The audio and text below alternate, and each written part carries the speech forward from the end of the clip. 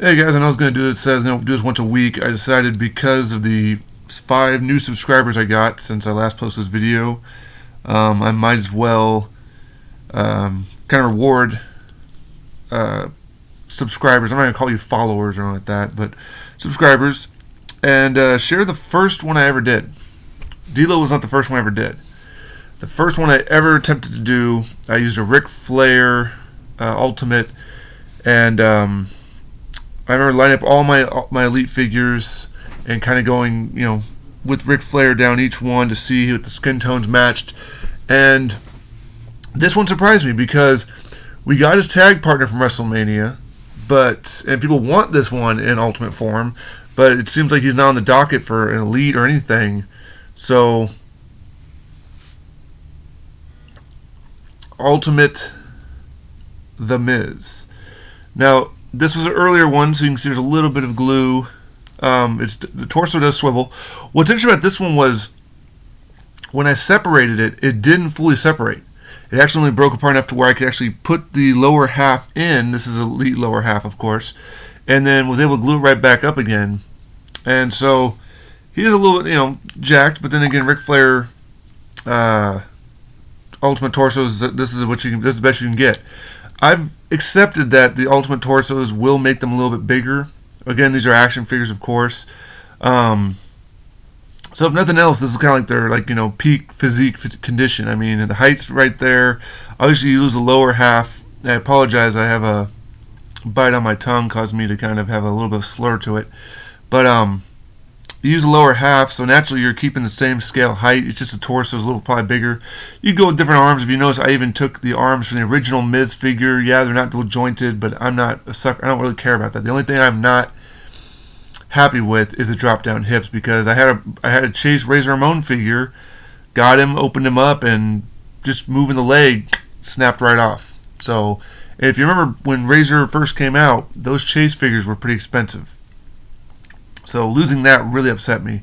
So I had vowed to basically find, and I'm going to alter a few other people. Obviously, if it's somebody who really doesn't have a counterpart that works really well, I changed my Eddie Guerrero. I'm changing my Randy Orton. The new style has made it more challenging because the older style works great, but the new one you have to kind of Dremel down. This didn't require, like I said, any dremeling.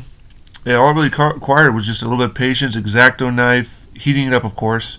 I don't use a hair dryer. I use just hot water. Less than 2 minutes in, really. Because if you do it too long, then it becomes too soft, and you tend to warp the plastic, causing it to bend, and not so much pop out anymore. Whereas this kind of, usually the method I work, it saws down the first 2 peg holders, and I'm able to prop it open from there. Because this one didn't fully separate, the top half stayed intact. I was able just to sneak it in. It doesn't always work. A lot of times I can do that once in a while here and there, but then the chance you run the risk of it being wobbly. This one worked just really well, snug fit. Works perfectly. He can do, his, what's his special? Skull Crushing Finale. He can do a Skull Crushing Finale, no problem. I like the white attire. Obviously you can do probably in the red. You probably do in a different attire as well. By keeping the older arms, you keep the wrist tape at the proper length. But, really, you can't see a color differential. This is just perfect. So I was very proud with this one. Again, dang near factory perfect. You barely any movement. Yours could vary. Maybe you try to do a Ric Flair, you might go too deep and cut too much off or break it too much open. So just take your time with it. But the formula for this, get yourself an Elite Miz. If you like the white attire, you could also get, if you have a Miz basic head, along the skin tone matches. You can also get Damien Sandow, who has the same exact attire. Literally, they didn't do anything but just put the Damien Sandow head on him. I don't think they changed the height. So there's, this attire is not hard to come by. The red and gold looks nice as well. He hasn't really had an Elite in a while.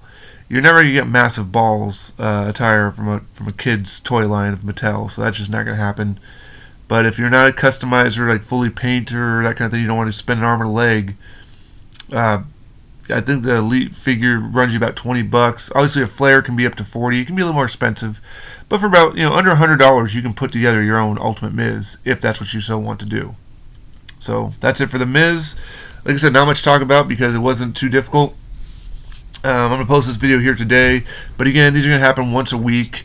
But I will give you a little bit of information. I did buy parts to build Charlie Haas, Rico, Spike Dudley.